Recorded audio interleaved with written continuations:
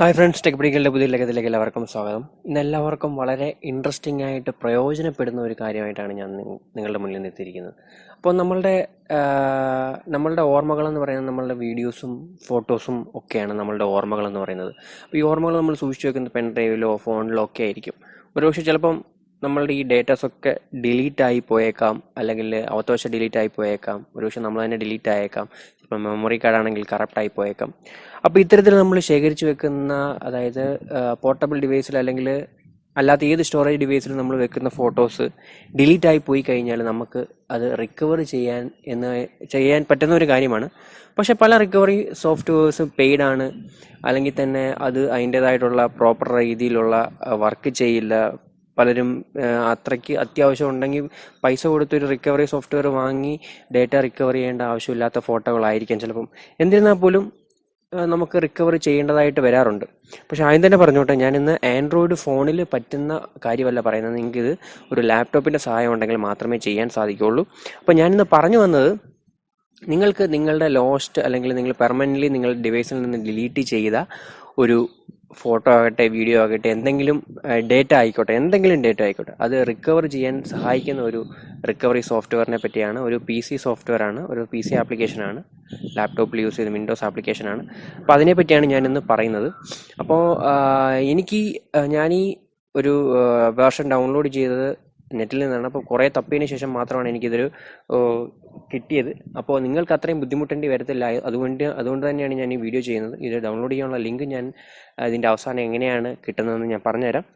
അപ്പോൾ ഈ ഒരു ആപ്ലിക്കേഷനിലൂടെ ഞാൻ എൻ്റെ ഫോട്ടോസും റിക്കവർ ചെയ്യാൻ നോക്കി. അതായത് നിങ്ങൾക്കിവിടെ കാണാൻ സാധിക്കുന്നുണ്ട്, നിങ്ങൾക്ക് ഈ ഒരു ആപ്ലിക്കേഷനിൽ ഈ ഒരു മെമ്മറി കാർഡ്, എൻ്റെ ഒരു മെമ്മറി കാർഡാണ്. മെമ്മറി കാർഡിൽ 8 GB ഡേറ്റ ഉണ്ട്. 8 GB ഡേറ്റയ്ക്ക് അതിൽ ഒരു ഫയൽ പോലും ഇല്ല. അതിൻ്റെ എന്തോ പെൻഡ്രൈവിൻ്റെ എന്തോ സിസ്റ്റം ഫയൽസ് മാത്രമേ ഉള്ളൂ.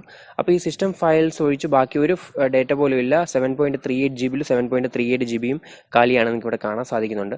അപ്പോൾ ഈ ഒരു മെമ്മറി കാർഡിൽ നിന്ന് ഞാൻ ഡേറ്റ റിക്കവർ ചെയ്യാൻ പോവാണ്. ആ ഫോട്ടോസ് ആദ്യം നമുക്ക് റിക്കവർ ചെയ്യാൻ നോക്കാം എങ്ങനെയാണ് ഇത് പ്രവർത്തിക്കുന്നതെന്ന്. അപ്പോൾ നിങ്ങൾ ഈ ആപ്ലിക്കേഷൻ ഇൻസ്റ്റാൾ ചെയ്തതിന് ശേഷം ഈ ആപ്ലിക്കേഷൻ തുറന്നതിന് ശേഷം നിങ്ങൾക്ക് ഫോട്ടോസ് സെലക്ട് ചെയ്യാനുള്ള ഓപ്ഷൻ ഉണ്ട്. ഫോട്ടോസ് സെലക്ട് ചെയ്യുക, അതിന് ശേഷം നെക്സ്റ്റ് കൊടുക്കുക. ഏത് ഡിവൈസ് ആണോ അത് സെലക്ട് ചെയ്യുക. അത് സെലക്ട് ചെയ്തതിന് ശേഷം നെക്സ്റ്റ് കൊടുക്കുമ്പോൾ റിക്കവറി സ്റ്റാർട്ട് ആകും. കുറേ ടൈം എടുക്കും അത് റിക്കവർ ചെയ്യാനായിട്ട്. ഏകദേശം അരമണിക്കൂറിന് മേളിൽ എടുത്തു എനിക്ക്. ഞാനിപ്പം സമയമില്ലാത്തതുകൊണ്ട് സ്കിപ്പ് ചെയ്ത് കഴിഞ്ഞപ്പോൾ എനിക്ക് ഏകദേശം 4500 മേളിലുള്ള ഫോട്ടോസ് എനിക്ക് റിക്കവർ ചെയ്യാൻ പറ്റി. നിങ്ങൾക്ക് ഇവിടെ കാണുന്നുണ്ട്. അപ്പോൾ ഈ ഒരു ഫോട്ടോസ് ഞാൻ റിക്കവർ ചെയ്യണമെങ്കിൽ ഫോട്ടോസിൽ ക്ലിക്ക് ചെയ്യുക, റിക്കവർ എന്ന ഓപ്ഷൻ വരുന്നുണ്ടെങ്കിൽ നിങ്ങൾ സ്പെസിഫൈ ചെയ്യുന്ന ഒരു ഫോൾഡറിലേക്ക് ഈ ഡേറ്റാസ് എല്ലാം റിക്കവർ ആകുന്നതായിരിക്കും. അപ്പോൾ നിങ്ങൾക്ക് ഇവിടെ കാണാൻ സാധിക്കുന്നുണ്ട് പലതരത്തിലുള്ള ഫോട്ടോസ്. ഞാൻ വർഷങ്ങൾക്ക് മുമ്പ് ഡിലീറ്റ് ചെയ്ത ഫോട്ടോസും ഈ ഒരു ആപ്ലിക്കേഷൻ ഉപയോഗിച്ച് എനിക്ക് റിക്കവർ ചെയ്യാൻ പറ്റി. അപ്പോൾ അതിനുശേഷം ഞാൻ രണ്ടാമത് ഫോട്ടോസ് എല്ലാം കിട്ടിയതിൽ എനിക്ക് വളരെ സന്തോഷമുണ്ട്. അപ്പോൾ രണ്ടാമത് ഞാൻ ട്രൈ ചെയ്തതെന്ന് പറയുന്നത് ഇതിനകത്തിലെ വീഡിയോസാണ്. വീഡിയോ റിക്കവർ ചെയ്യാനാണ് ശ്രമിച്ചത്. അപ്പോൾ വീഡിയോ റിക്കവർ ചെയ്യാൻ ശ്രമിച്ചപ്പോൾ എനിക്ക് മനസ്സിലായത് 10 GB വീഡിയോ എനിക്ക് റിക്കവർ ചെയ്യാൻ പറ്റി. നിങ്ങൾക്ക് അപ്പം മനസ്സിലാക്കേണ്ട ഒരു കാര്യം എന്താണെന്ന് ചോദിച്ചു കഴിഞ്ഞാൽ, ആകെ 7 GB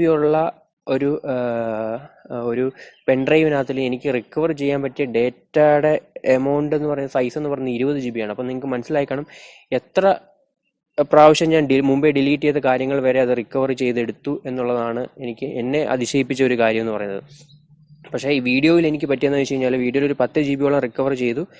പക്ഷേ എനിക്കൊരു 3-4 വീഡിയോസ് മാത്രമേ എനിക്ക് പ്ലേ ചെയ്യാൻ പറ്റുന്നുള്ളൂ. ബാക്കി വീഡിയോസ് എന്തോ ലോസ്റ്റ് ഡയറക്ഷൻ എന്ന് പറഞ്ഞാണ് കാണിക്കുന്നത്. എന്നിരുന്നാലും എനിക്ക് എൻ്റെ ഫുള്ള് ഫോട്ടോസ് എനിക്ക് കണ്ടെത്താൻ അല്ലെങ്കിൽ എനിക്ക് റിക്കവർ ചെയ്യാൻ സാധിച്ചു. വീഡിയോ ഒരു തരത്തിലുള്ള ഒരു 6 GB വീഡിയോ വർക്ക് ചെയ്യുന്നുണ്ട്. അത് വലിയ സൈസുള്ള വീഡിയോസാണ്.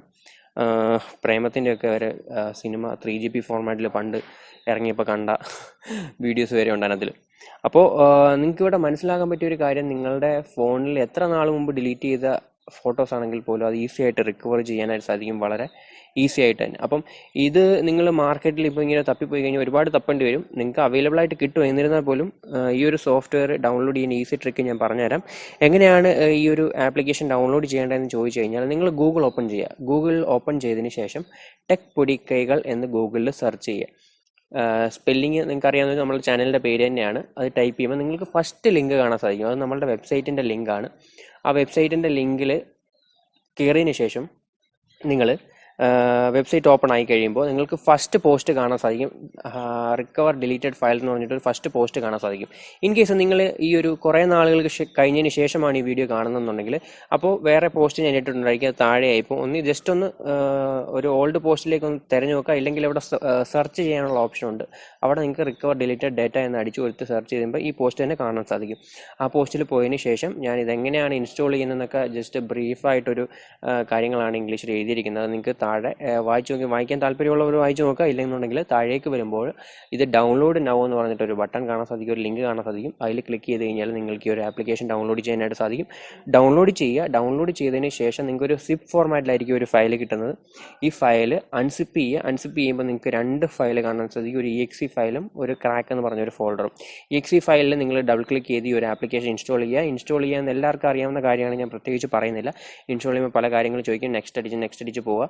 അവസാനം ശ്രദ്ധിക്കേണ്ട ഒരു കാര്യം എന്ന് പറയുന്നത്, ഈ ഒരു ആപ്ലിക്കേഷൻ നിങ്ങൾ ലോഞ്ച് ചെയ്യാൻ പാടില്ല. അവസാനം ലോഞ്ച് എന്ന് പറഞ്ഞ ഒരു ഓപ്ഷൻ വരുന്നുണ്ട്. ലോഞ്ച് എന്ന് പറയുന്ന ഓപ്ഷൻ അൺചെക്ക് ചെയ്തതിന് ശേഷം ഫിനിഷ് കൊടുക്കുക. അപ്പോൾ ആപ്ലിക്കേഷൻ ഓപ്പൺ ആകില്ല.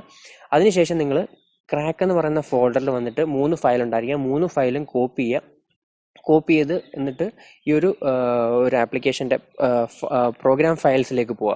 അതായത് നമ്മളുടെ വിൻഡോസിലാണെന്നുണ്ടെങ്കിൽ നമ്മൾ വിൻഡോസ് ഇട്ടിരിക്കുന്ന ഡ്രൈവിൽ പ്രോഗ്രാം ഫയൽസിനകത്തിലായിരിക്കും ഈ ഒരു ആപ്ലിക്കേഷൻ ഇൻസ്റ്റാൾ ആയിരിക്കുന്ന ആ ഒരു റോ ഫോൾഡറിലേക്ക് നിങ്ങൾ പോകണം. അതിനായിട്ട് നിങ്ങൾ ഒന്നുകിൽ നിങ്ങൾ ഡ്രൈവിൽ പോയി പ്രോഗ്രാം ഫയൽസ് അങ്ങനെ പോവുക. ഇല്ലെന്നുണ്ടെങ്കിൽ ആ ഒരു ആപ്ലിക്കേഷൻ്റെ ഐക്കണിൽ ക്ലിക്ക് ചെയ്ത് അവിടെ നിങ്ങൾക്ക് ഓപ്പൺ ഫയൽ ലൊക്കേഷൻ എന്ന് പറഞ്ഞിട്ടൊരു ഓപ്ഷൻ കാണാൻ സാധിക്കും. അത് ക്ലിക്ക് ചെയ്ത് കഴിഞ്ഞാൽ ആ ഒരു ആപ്ലിക്കേഷൻ ഇൻസ്റ്റാൾ ആയിരിക്കുന്ന ഫോൾഡറിലേക്ക് പോകും. നിങ്ങൾ Ctrl+V, അതായത് കോപ്പി ചെയ്ത 3 ഫയൽസും പേസ്റ്റ് ചെയ്തതിന് ശേഷം അപ്പോൾ നിങ്ങൾക്ക് അവിടെ ഓൾറെഡി ആ ഒരു ഫയൽ ഉണ്ടായിരിക്കും. ആ ഫയൽ പെർമിഷൻ കൊടുക്കുക, റീപ്ലേസ് ചെയ്യാനായിട്ടുള്ള പെർമിഷൻ കൊടുത്തതിന് ശേഷം നിങ്ങൾ കണ്ടിന്യൂ 3 ഫയലും റീപ്ലേസ് ചെയ്യുക.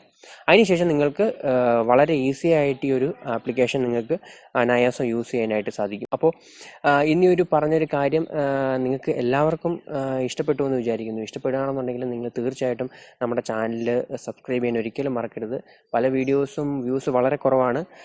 എന്നിരുന്നാൽ പോലും എനിക്ക് വീഡിയോ ഇടാനുള്ള ഒരു പ്രചോദനം എന്ന് പറയുന്നത് നിങ്ങളുടെ ലൈക്കും കമൻറ്റുമാണ്. നിങ്ങൾക്ക് ഈ ഒരു ഇതിലൂടെ വീഡിയോ റിക്കവറി അല്ലെങ്കിൽ ഫയൽസ് റിക്കവർ ചെയ്യാൻ സാധിച്ചുവെങ്കിൽ തീർച്ചയായിട്ടും നിങ്ങളുടെ കമൻറ്റ്, ലൈക്ക്, സബ്സ്ക്രൈബ്, മറ്റ് ഫ്രണ്ട്സിലേക്ക് ഈ ഒരു വീഡിയോ ഷെയർ ചെയ്യുക. അപ്പോൾ ഇതുപോലെ നല്ല നല്ല വീഡിയോകളുമായിട്ട് ഇനിയും ഞാൻ വരുന്നതായിരിക്കും. അപ്പോൾ ഇത്രയും നേരം എൻ്റെ വീഡിയോ കണ്ടതിന് വളരെ നന്ദി. Thanks for watching. ബൈ. അടുത്ത വീഡിയോ ആയിട്ട് വരുന്നതിന് കാത്തിരിക്കുക.